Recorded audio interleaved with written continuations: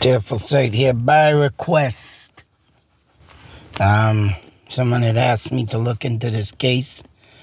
Is this thing on? Yes. And we are looking into the case of Quin Rong Wu. Wrong, yeah. Hope I'm saying that right. Because wrong don't make right. No jokes. That is, oh man, that is kind of a funny name. 1995.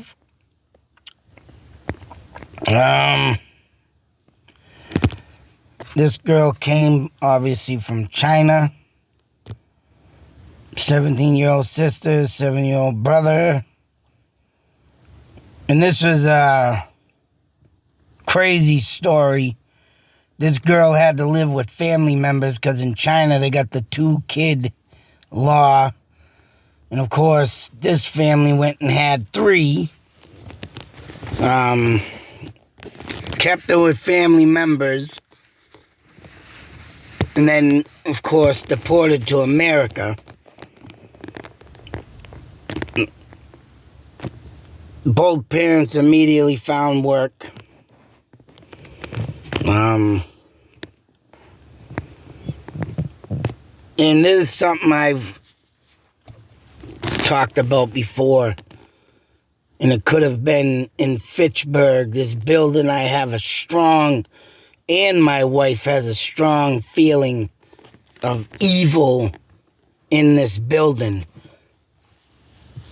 And someone had mentioned in a comment that could have been a tenement building. And that's exactly where these people lived in when they came to the United States. Tenement building. And the thing with tenement buildings, and will explain why this girl was murdered. Tenement building in a small 1-bedroom, 2-room apartment. The 5 of them shared 2 beds, you know. But the thing with these buildings, how they were used in the past, you would say, and I'm safe to say that I am right about this, is that any type of drifter could wander in a tenement building. That means it doesn't matter if it's a rapist, murderer, killer, you know, whatever the case may be. And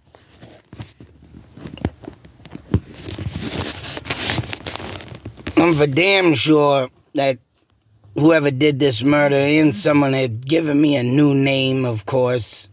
I mean, not a new name, but an existing name that could have, and this guy was just like a Ted Bundy and would travel. Of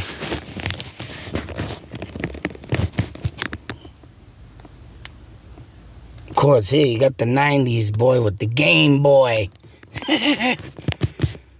And she was visiting the nearby park.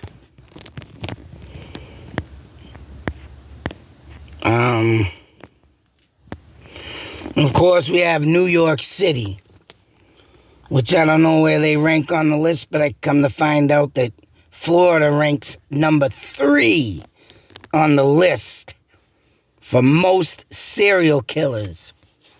I'm assuming New York and California are 1 and 2. But,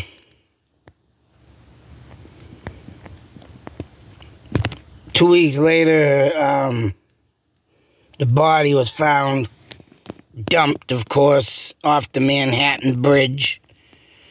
And they say here, right, nobody has been caught in this murder as a suspect. Police were also advised that the family never inquired. There was something about the family, though. because both parents gave different stories as the cause of her death.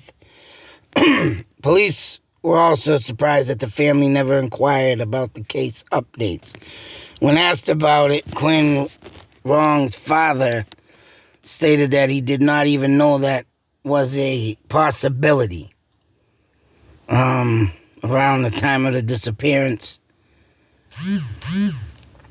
And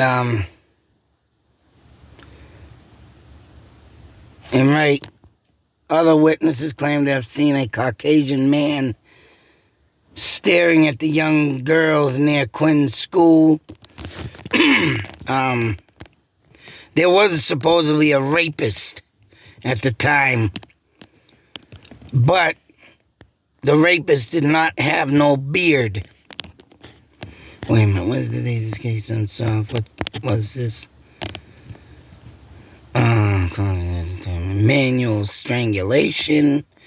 Any other signs of trauma known in the public? For some reason, they were saying something about the parents could have had something. But who knows?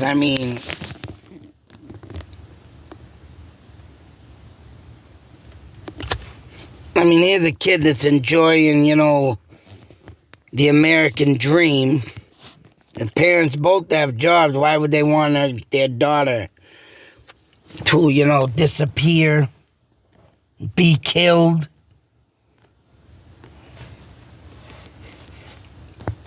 But, right, witnesses claim they see a male.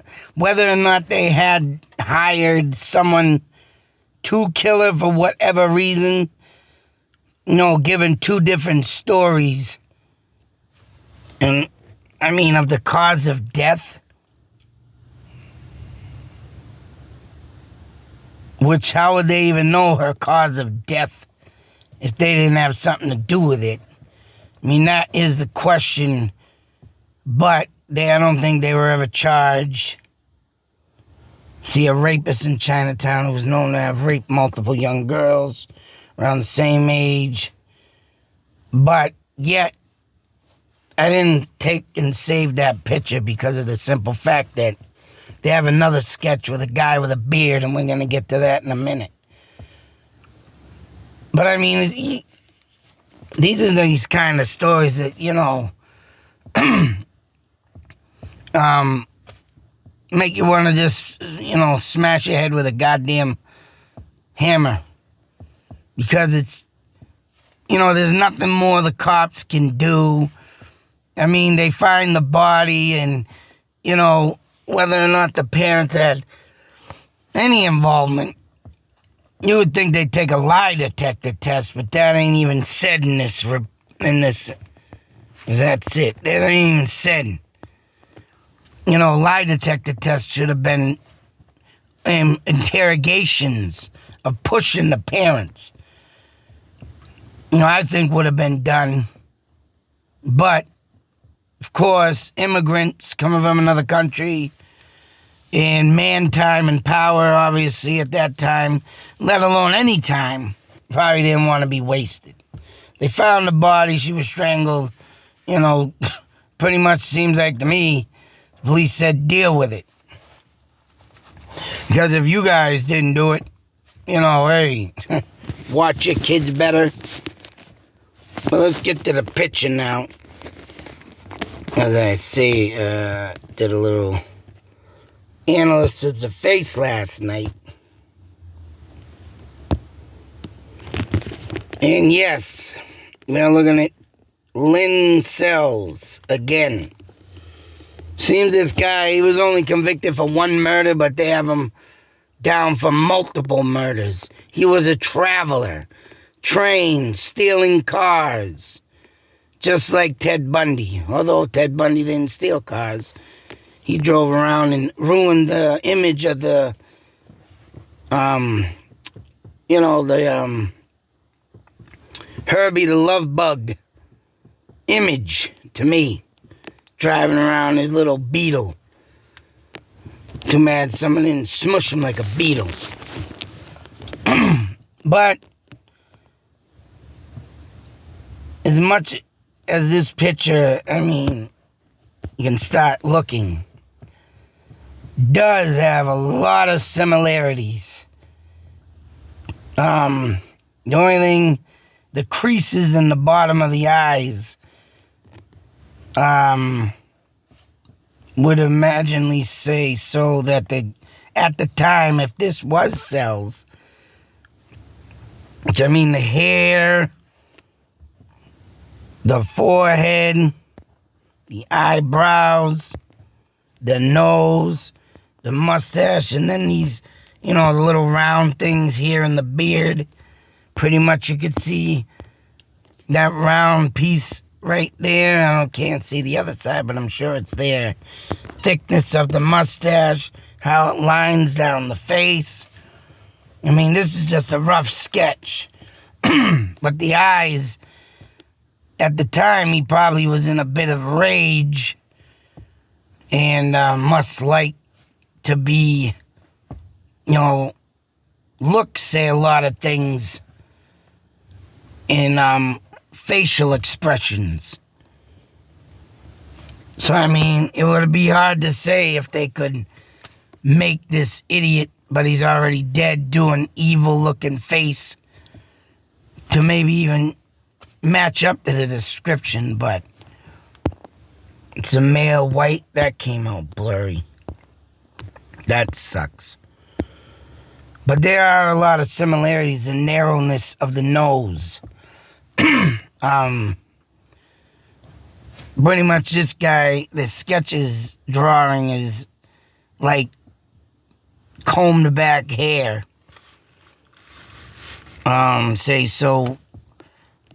Thinking he's a slick looking, chummy man. But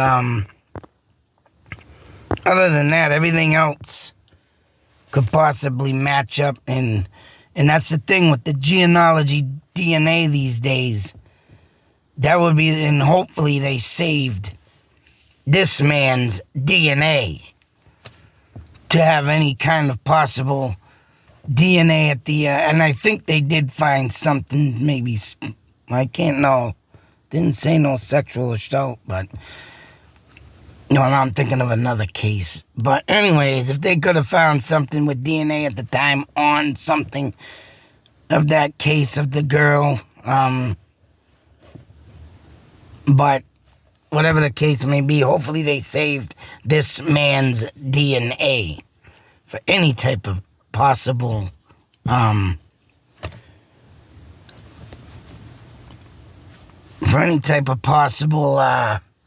future cases to come in. But I mean, there's a good strong possibility that he could be this cells. But I mean, also the face, one thing that don't kind of match up is it looks like the cheekbones are a lot higher under the eyes in the sketch. Unlike his, his soft looking face right now, which is fake, could definitely be a game changer unless you make him make that evil looking face you see in the sketch. But of course,